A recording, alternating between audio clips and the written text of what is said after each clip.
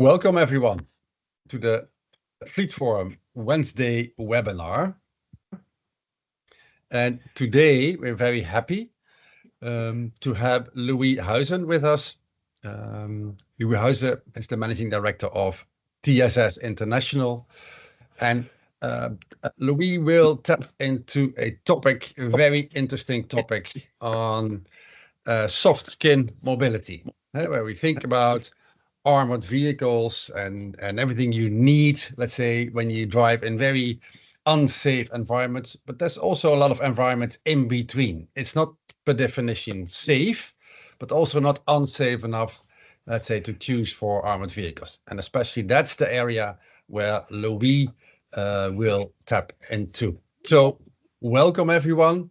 It would be great if you in the chat can let us know who you are, your name, your organization, your country, so we can all, let's say, see who is in this webinar. So without further ado, I will hand over to Louis. Louis, please share with us your expertise. Thank you, Paul. Just to check, everyone can see my presentation screen. Yes, looks like it. Okay. So thank you, Paul, for your kind introduction. And thank you, everyone, for joining me today on Webinar Wednesday. You might be used to me talking about the mobility of armored vehicles from one of my previous webinars or from one of our personal meetings at a Fleet Forum annual conference. Today, however, we'll be taking a closer look at mobility solutions for soft skin vehicles. So this is me in a much much more rested time of my life before my 4-year-old daughter. Anyway, my name is Louis Huijzen. I'm the Managing Director, as Paul mentioned, of TSS International BV. And we have been a member very proudly of Fleet Forum for the last 9 years. Louis, maybe I would like to interrupt you. Yes. We do not see your presentation anymore. Ah, what's happened? Yeah, there he is. Great. Okay. All right. Let me see how I can fix this because I don't have my notes now. Do you still see it or no? Yes. Okay. All right. So thank you, Paul. So thank you again for giving me the opportunity to share some of our knowledge and insights. And I'll tell you a little bit more about what we do in the next 2 slides, and then we'll dive right into it. So who are we as a company? To start all the way at the beginning, we were founded in 1976. My father was the founder of is the founder of the company, and we've been a limited liability company since 1999. And from the attic of the house I grew up in, we've grown now to a company of 11 employees, situated just below Rotterdam in the Netherlands. We are a member of various industry organizations, such as the Industry for Defense and Security, of the European Cash and Valuables Transport Association, and of course Fleet Forum.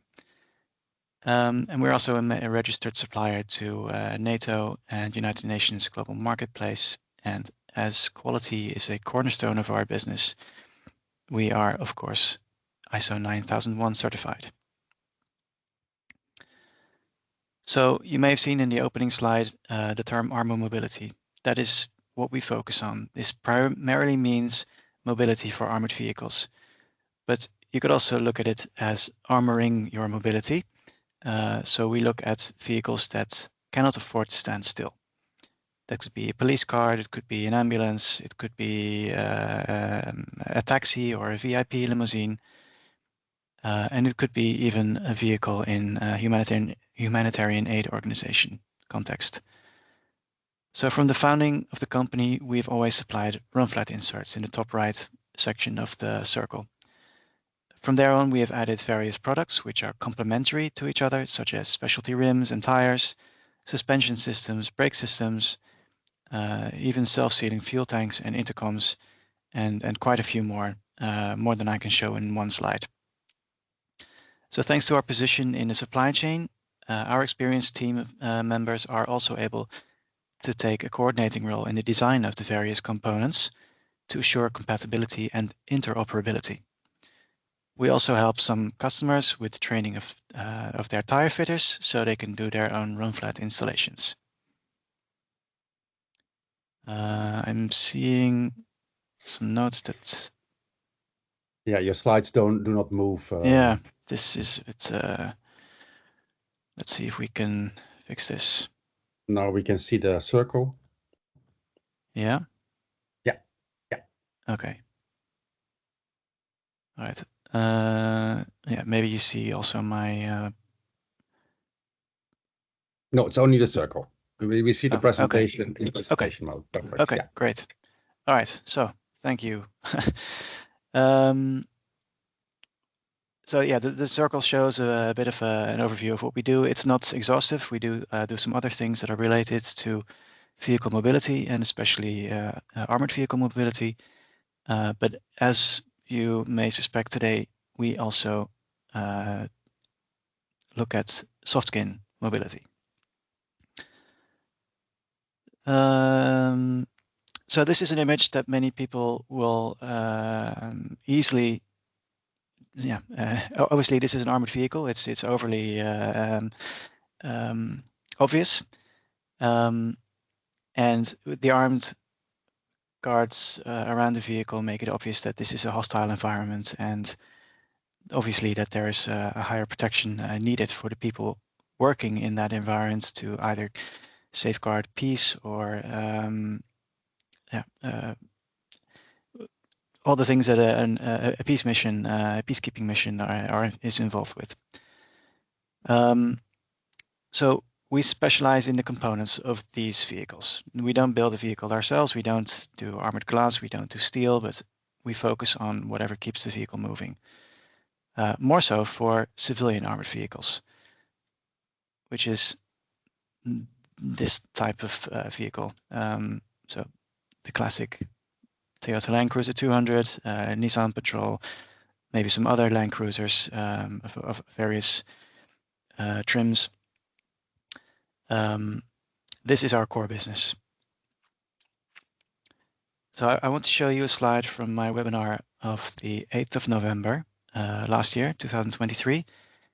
And this is speaking of mobility for commercial armored vehicles or CAVs, it is quite common to upgrade components such as high payload wheels, the entire brake system, and the suspension system.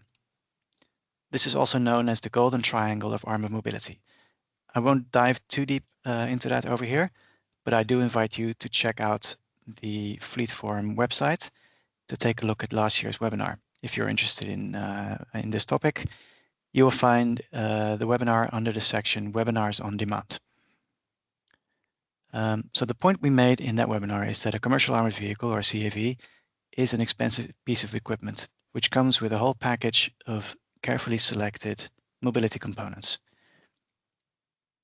The one that's most relevant for today's topic is the run flat wheel assembly, or the run flat, which will allow you to drive up to 100 kilometers with one or more flat tires. Now, a lot of the security of a commercial armored vehicle, besides the carefully designed and tested ballistic and blast protection package, lies partly in the fact that a CAV rarely drives alone. As part of a convoy, there is backup when something goes wrong.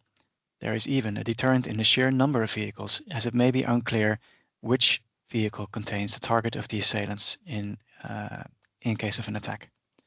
Soft-skin vehicles, however, may not always be protected by the numbers of the convoy, due to their limitations in fleet size or other operational cost considerations. If a soft-skin vehicle is used, this means that the consideration has been made that an armored vehicle is not justified in the context of the mission regarding safety and security. Is there safety then purely from driving in a convoy? Of course, there are some advantages to driving in a convoy.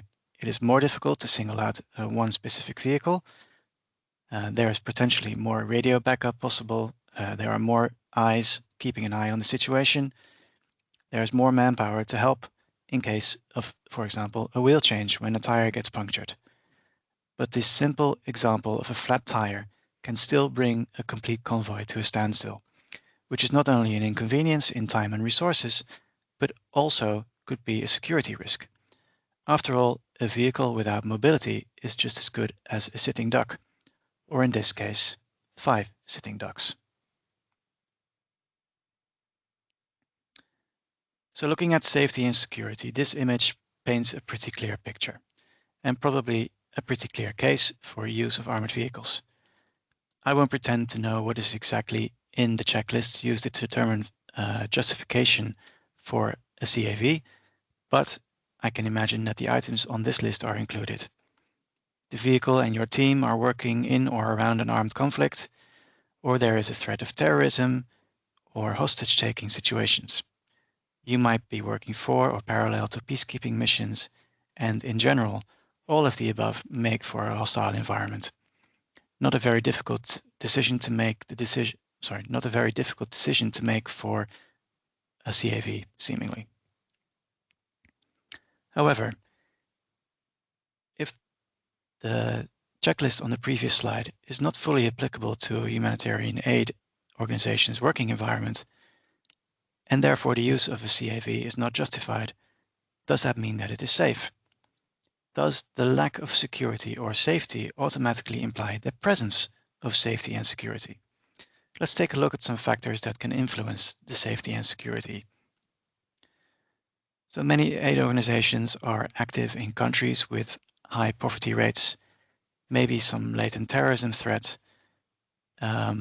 remote workers, which I won't have to explain, is not people who work from home, but people who have to have to travel long distances, possibly by themselves, to get where their work is needed.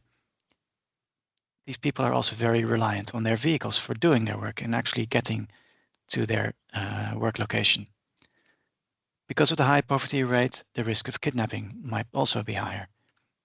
Ticking one or even two of the boxes of the above list of this list might not be enough to warrant the purchase and use of a CAV, but that does not mean that the environment is by definition safe.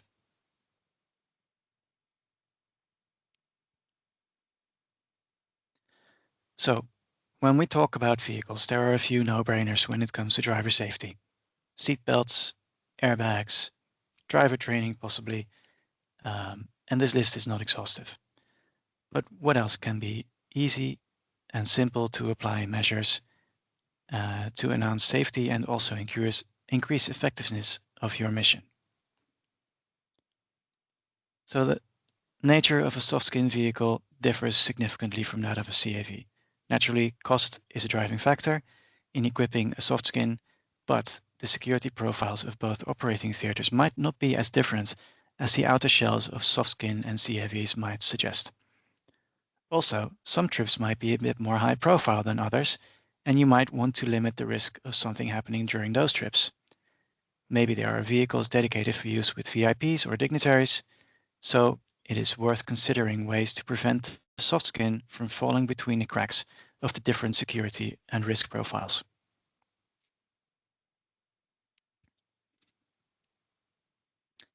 So we're looking at a flat tire.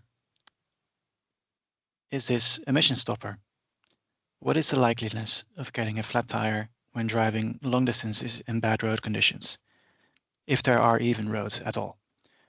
What can you do to reduce the chances of getting stopped by a flat tire? And if you do get stopped by a flat tire, what are the consequences? What does that imply?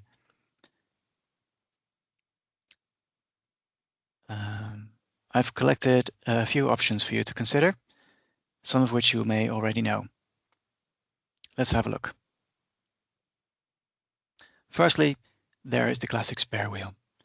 In urban surroundings and in non-hostile environments, this is just a decorative accessory to your car.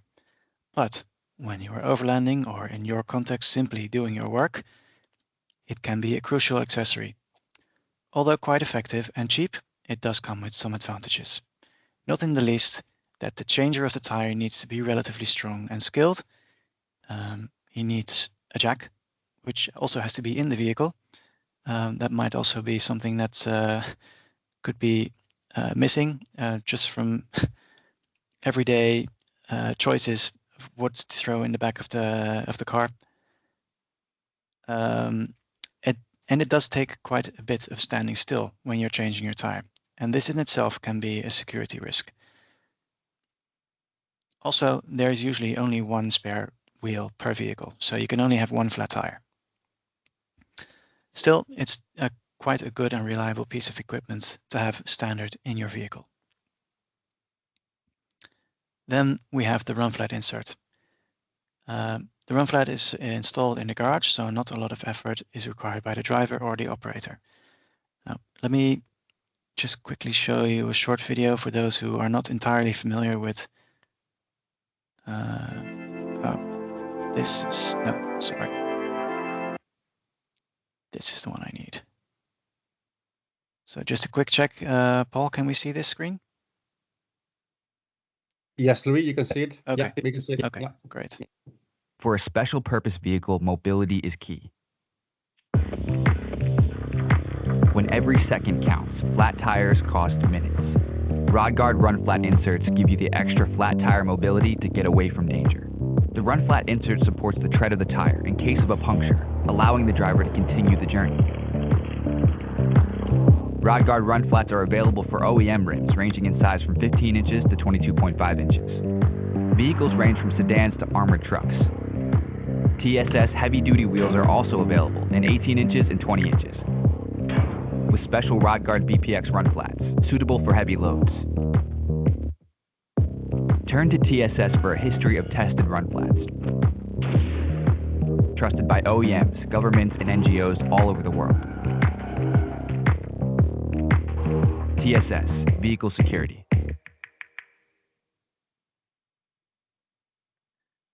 Okay. Wheel alignment. Oh. Stop. Wheel alignment is basic. This is the one we need. Okay, so obviously this is focused around run flats that we deliver, but there are also other brands of run flats out there.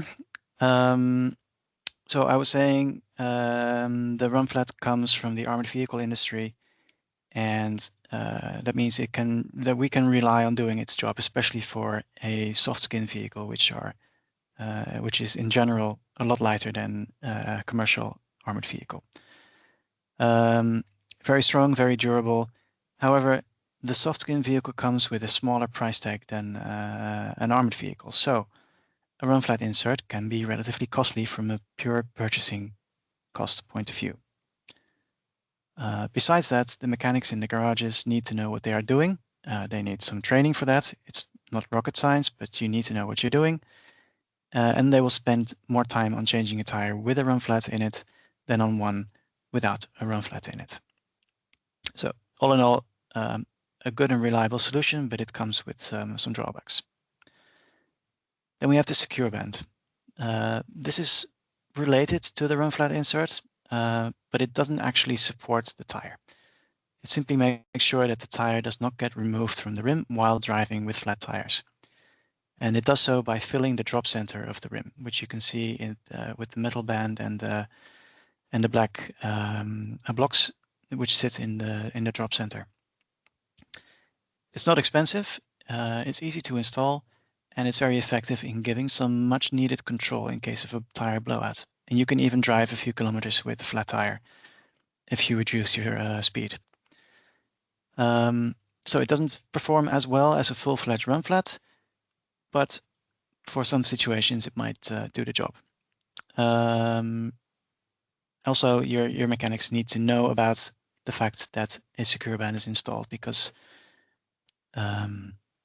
it's not as straightforward as a simple regular tire change.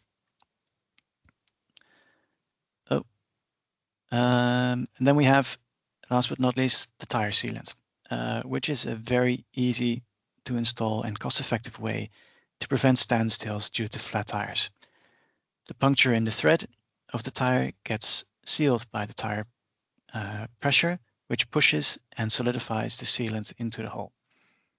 The driver might not even know that it is present, and that it has actually done its job. It's that effective. The images in this slide show some stills from a video promoting one of the brands of tire sealant.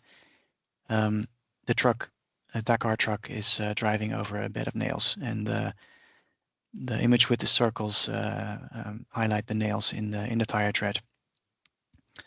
So it's very cost effective. It's easy to install. You can do this through the valve of the tire. It's a one-off handling, so you do it before the vehicle gets released for use.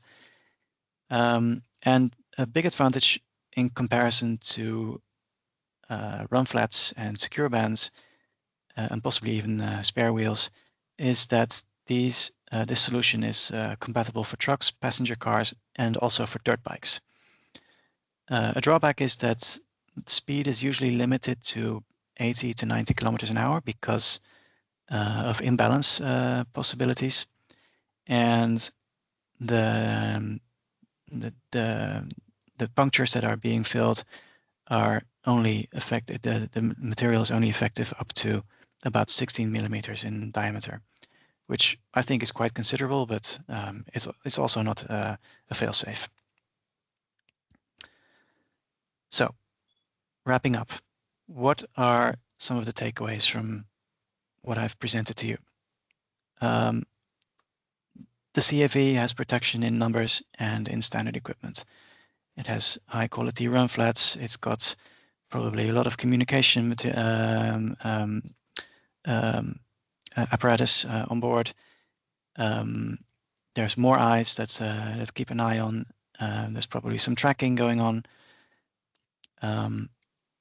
Soft skin operating theaters might not warrant, or the security profile might not warrant a commercial armored vehicle, but that doesn't mean that it's by definition safe. And as I presented to you in the last few slides, there are some low cost and effective measures available. Now, if you want to find out some more about any of the options that I've presented today, please feel free to contact me, and I will take any of your questions now.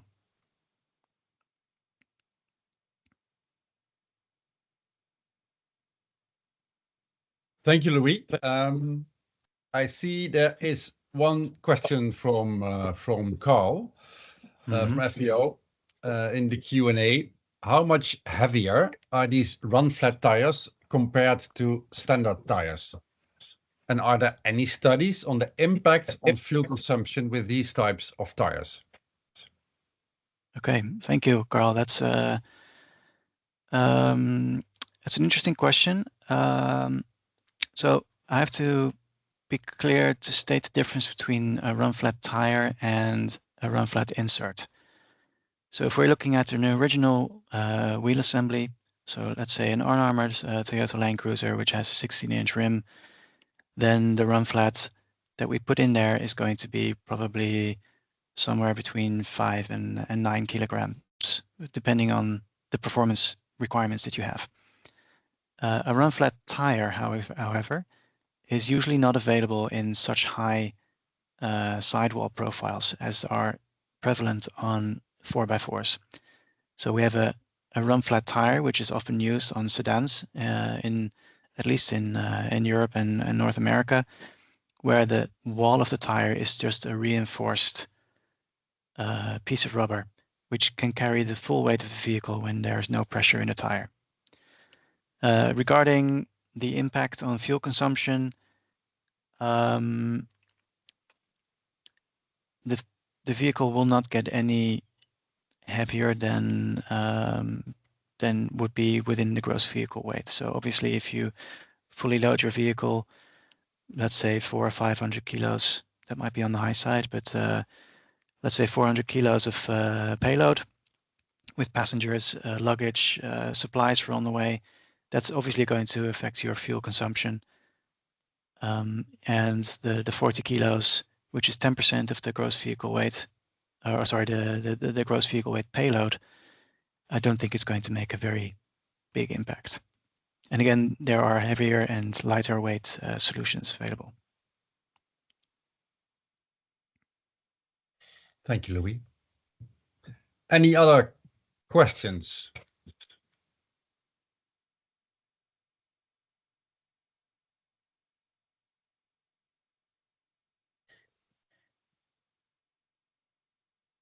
I do not see any other questions. Let's wait a moment. Maybe people get inspired to have some more questions before we decide to close the meeting. I do see one question, and that's very easily answered. My email address. There you go.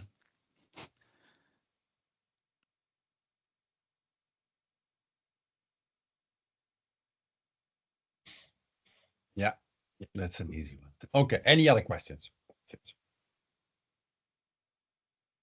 Also, this webinar will be available on our knowledge platform, the Fleet Forum knowledge platform. So if you feel like, oh, this is something that is important for colleagues to see as well, then you can definitely show them to others or point them out to the Fleet Forum knowledge platform to review the webinar again.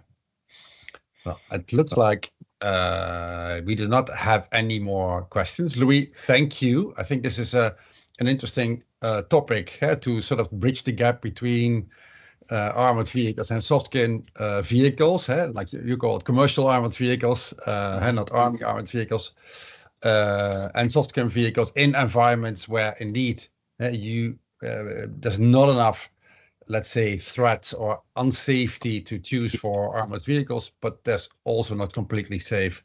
And being able to continue to drive is extremely important. So thank you also for the different types of options and the pros and cons. Very helpful for everyone. And thank you all, like you said, Louis, for attending, listening in and raising your questions. And then we will close the webinar here. Again, thanks, Louis. Thank you all for participating and being engaged. Okay. Okay. Bye-bye. Thank you all. Bye-bye.